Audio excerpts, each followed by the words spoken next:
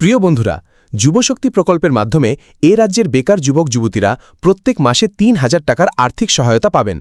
তবে কবে থেকেই ৩,০০০ টাকার আর্থিক সহায়তা পাওয়া শুরু হবে? এই প্রকল্পের জন্য কি আবেদন করতে হবে? যদি আবেদন করতে হয় তাহলে কবে থেকে আবেদন গ্রহণ প্রক্রিয়া শুরু হবে? আবেদন অনলাইনে হবে নাকি অফলাইনে?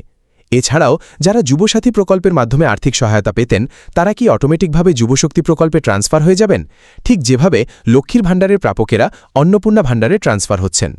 আর যুবশক্তি প্রকল্পে আবেদন করার জন্য কি কি ক্রাইটেরিয়া লাগবে, কোন কোন ডকুমেন্টস প্রয়োজন হবে, সেই সম্পর্কেও আজকের ভিডিওতে বিস্তারিত আলোচনা করব। তাই অবশ্যই ভিডিওটি শেষ পর্যন্ত দেখবেন। আর এই চ্যানেলে যদি আপনি নতুন হয়ে থাকেন তাহলে প্রতিনিয়ত গুরুত্বপূর্ণ তথ্য পাওয়ার জন্য চ্যানেলটিকে সাবস্ক্রাইব করে পাশে থাকবেন। আর ফেসবুক থেকে দেখে থাকলে অবশ্যই পেজটিকে ফলো করে রাখবেন। প্রথমেই জানিয়ে রাখি, যুবশক্তি প্রকল্প নিয়ে এখনও পর্যন্ত সরকারি কোনো অফিসিয়াল নির্দেশিকা প্রকাশ হয়নি। তবে আপনারা কমেন্ট করে এই প্রকল্প সম্পর্কে জানতে চেয়েছিলেন। যুবশক্তি প্রকল্পে আবেদন করার জন্য কোন কোন ডকুমেন্টস লাগতে পারে? হ্যাঁ, যুবসাথী প্রকল্পে যেসব ডকুমেন্টস লেগেছিল সেগুলি মূলত লাগতে পারে। তবে এর সঙ্গে আরও একটি বা দুটি নতুন ডকুমেন্টস যুক্ত হতে পারে। প্রথমত, আবেদনকারীতে মাধ্যমিক বা সমতুল্য পরীক্ষায় পাশ হতে হবে।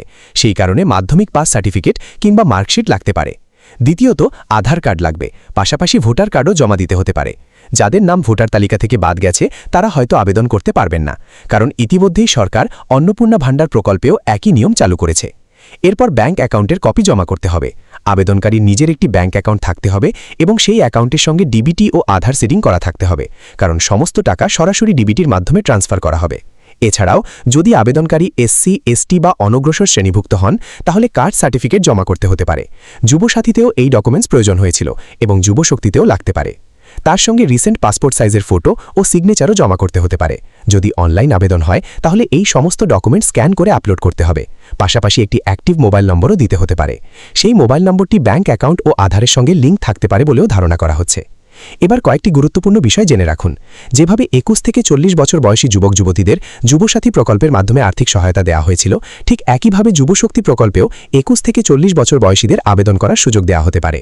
এছাড়াও শোনা যাচ্ছে এমপ্লয়মেন্ট এক্সচেঞ্জের নাম নথিভুক্ত থাকাও বাধ্যতামূলক হতে পারে।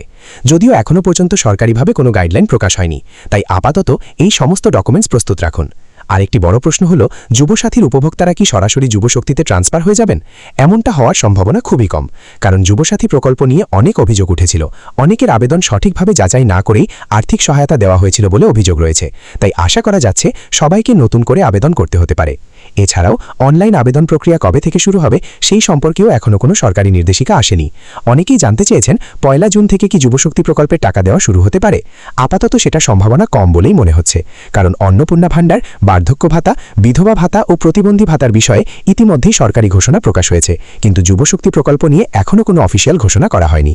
দেখুন, সবে নতুন সরকার গঠিত হয়েছে, তাই সব প্রকল্পের আপডেট একসঙ্গে আসবে না। ধীরে ধীরে সমস্ত নির্দেশিকা প্রকাশ হবে।